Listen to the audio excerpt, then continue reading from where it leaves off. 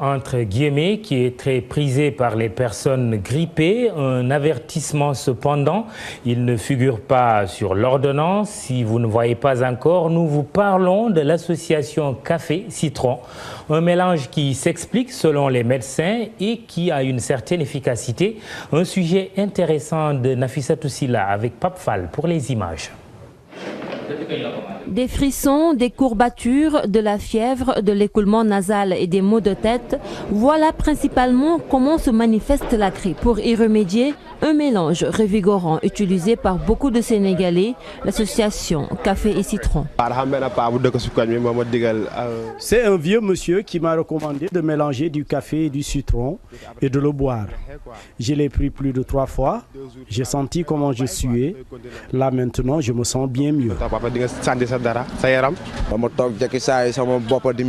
C'est quand j'ai senti que j'avais des maux de tête, des courbatures et le nez qui coulait qu'automatiquement j'ai pris ce remède.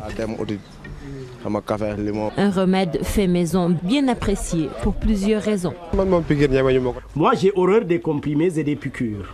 Le mélange café et citron est très efficace. C'est ce remède qui m'a empêché de m'allaiter. Quand on le prend, on guérit rapidement.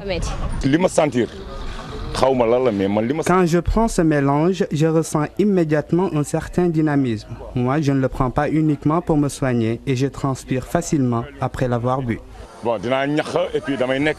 De l'avis du spécialiste, l'association du citron et du café s'explique facilement. Dans le traitement de la grippe, nous utilisons de la vitamine C et parfois même de la caféine. Donc il y a des médicaments qui ont même du paracétamol et de la caféine. On sait très bien que la caféine potentialise l'action des antalgiques et en même temps donne un tonus à l'organisme.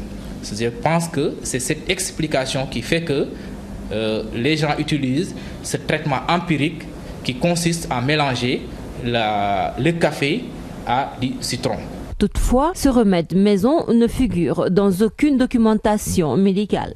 Dans bien des cas, beaucoup de mélanges ont des effets négatifs sur la santé. Le surdosage et le mélange acidique peuvent entraîner des complications. N'oubliez jamais de consulter votre médecin. Allons maintenant.